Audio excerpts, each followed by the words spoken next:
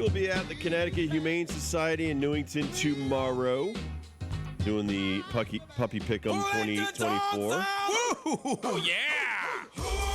All right, And the biggest part of this is not just picking the big game, but also finding forever homes for these adoptable pets. That is the main reason we go there, is to bring awareness to. There's a lot of pets out there that either people have to change jobs and can't take them anymore, right, or they're getting puppies from puppy mills in other states and trying to find them forever homes. And it could be guinea pigs or cats or bunnies. I mean, they have all kinds of different animals. You name it, they've got it over there. So it's a great opportunity for us to take the show there and show the Connecticut Humane Society some love. Got to shout out our sponsors who make this possible. We got people that have been with us since year number 1. This is year number 8. Big thanks to Tito's Handmade Vodka, the vodka for dog people. Perfect right there. Also, Anderson Jewelers in East Hartford, and then Bud Light from Hartford Distributors. Everybody's showing up like they always do to make this even bigger and better every single year. Yes, we are trying to find forever homes. Catherine from the CTU Humane Society has previewed for us 8 pups. We have 8 pups. Could be more, could be less. Depends on what's happened in the last couple of days.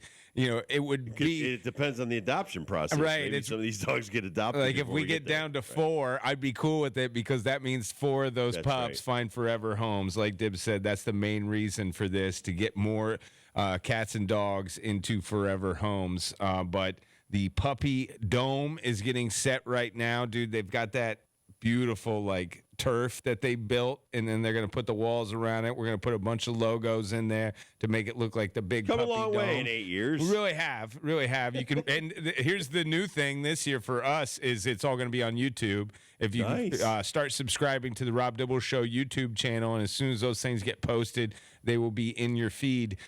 So looking forward to doing the show there, doing the video there. And for me, most importantly, is to get the pick right. The Beefs and the K9ers, these pups are 7-0. We try to do this as scientific as possible. We try to switch the bulls as well, because we always have this theory, like when one bull gets like up by 2, we always think, well, the pups lean to the right. Like they just got this thing in their ear, in the left ear, they lean to the right. So then we switch the bulls and then, try to keep it as fair as possible. Exactly. We don't want people to think that we're trying to entice the dogs to go one way or another. Exactly. Now, we will have some Weisenheimers, and I'm talking about humans, that especially when those Patriots are in or not the Patriots, what do we call them? The Puptriots? Is that what we call them? I forget. But those fans of that squad will always try to coerce the dogs one way or another, but the pups don't care. They have got a one-track mind, and that is picking winners. 7-0, never lost. We're super excited to be back once again. CT Humane Society should be a lot of fun. Now, fellas, I need your help with some names. I do have our logos made up. I know this isn't good for radio, but I'll put this up for our YouTube friends. Nice big fat bulldog named the Beefs. That's the Beefs, the Kansas City Beefs. And then for the K9ers, I've got... There you go. You got a canine police dog. He's ready to work. He's got his tongue out. Now, vest on and his badge. He's ready to take a bite out of this game. Now, we have had the Beefs. It was the Puptriots versus the Scrams. And then the Scrams was this one lady that was like shaking her finger. And then the Puptriots was like a little nice doggy. And we were worried if the pups, because of the logos, were scared away from the Scrams lady. Or who did the Rams beat? Who was that team? The Beagles. It was the Rams, the Scrams versus the Beagles, right? This was Cincinnati versus L.A. And we were worried that the Beagle was too nice looking. So we switched the logo to a mean looking beagle. That's how scientific we try to keep this. Now, the other thing we like to do is names. Now, I've come up with some names. I don't know if you guys can help me out or not. Taylor Sniff. I like that one. We hope to have a female dog. Maybe it'll be a kitten on the sideline that we can shoot a camera shot to every time something big happens, see how she reacts. We're going to put red lipstick on it? I don't know if that's PETA friendly. You always like to push these PETA lines. I like to Dibs. push the envelope.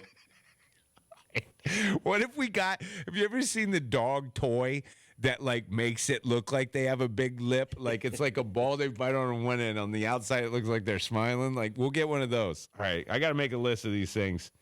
Big lip ball toy. I know. I better be going to a pet store for that. Yeah, I got a different store for that. Patrick Mabones. Nice. Patrick Mabones.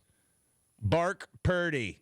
I think that one's been used so many times. Whenever the Beefs are in, we always think of Bark Purdy. And then he throws to D-Bone. D-Bone Samuels. George Kibble. Like that one. That one's good. a George good Kibble. I will. All right. Starring George Kibble. Christian McCatfree. No cats. Yeah, cat No free. cats. Cat Cat-free free zone. Mick Cat Free. I'm running out. Like Irish no cat. That's all I got. But if you guys think of any in the meantime, write them down because we need some names for all these pups. Even though the pups are going to have names, and maybe we'll change their names that they're given to something football. Backup tight end Blake Bell. We can call him Blake Smell. Blake Smell. That's just like Blake Snell too. He's like Blake Smell. We should do this for baseball sometime. I mean, you got Harrison Butker. I know you hate kickers, but yeah. I don't know. Got to use the butt somehow, You right? got to be the butt. But- Butt sniffer. Yeah, I know. That's the first thing you think of. Harry Butt Sniffer.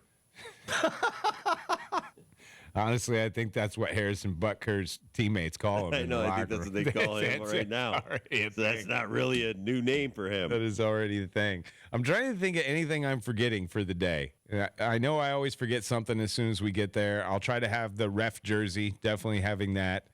But yeah, we'll work it out. Anything, it's very laissez-faire, even though it's very scientific at the same time.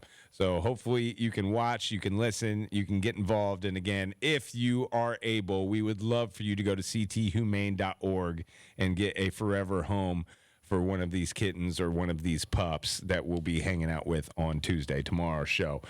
Yesterday, Dibs got to meet his illegitimate son from Yukon baseball, Garrett Coe. The monster that I've been trying to get this dude around for the last couple of years. We were at the Miracle League Clinic up at the Star Hill Athletic Center over in Tallinn, the Miracle League of Northern Connecticut, trying to raise funds. Even though they built the place, they are playing on their facility. It's an awesome And you drive facility. by it to get to Star Hill. It's beautiful. Beautiful. It's beautiful. Brand new. Not only do they do baseball, softball, kickball, they also built a soccer field that can double as field hockey and lacrosse. And so many kids are already using that thing that never got to play with other kids or on these other fields because it's all wheelchair friendly. You can run and fall down on it. It's cushy surface. Right. However, in 10 years, they're going to have to replace that surface to the tune of $250,000. So they're already starting to raise funds for that. So that's what Dibble and Coach Penders and his boys. The whole Yukon baseball coaching staff, multiple members of the baseball team Yep. were there. Studley, I saw him there. There, We're leaving a bunch of and people pardon out, us I for know. not knowing everybody's names because we're terrible with names. Coach Dez, he was great. Yep. Coach Jacobs from Josh, the pitching coach. Coach Josh, the two coaches from East Hartford, the two coaches from Tallinn. and Eastern Connecticut there. A lot of Eastern baseball Connecticut, there. a lot of baseball people there. Then the one former Yukon softball player, I Coach think Jill. She Coach graduated in 2019, if I'm not mistaken. But it was amazing. The kids are amazing. You have some of the kids from the Miracle League that actually were there amongst the regular non-adaptive sport kids, and that's another thing the Miracle League want. Just normal kids to come play with the adaptive sport kids, and and help them just have fun and enjoy the sports. And so we listen. You're the average age I think was between 9 and 10.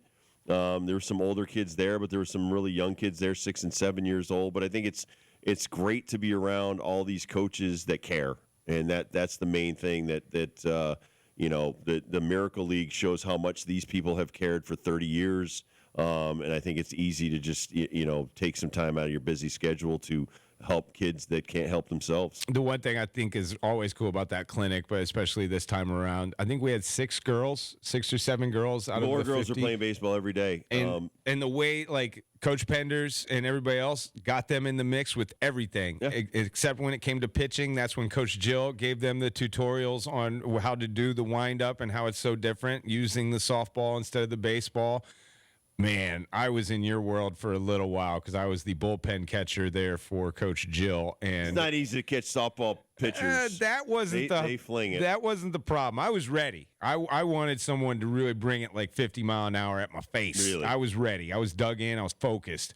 But then throwing it back, and then if I had a bad throw or if they missed it, and then it rolled into your drill. You put them at risk and threw them into my group. So your group was throwing like perpendicular from what we were throwing. The ball rolls into where you guys were throwing it, and like my heart sunk. And luckily you caught it right away because you're used to this action. And it's like, all right, when you see a girl running there, stop throwing, because it became like a gauntlet of death that I was so afraid of.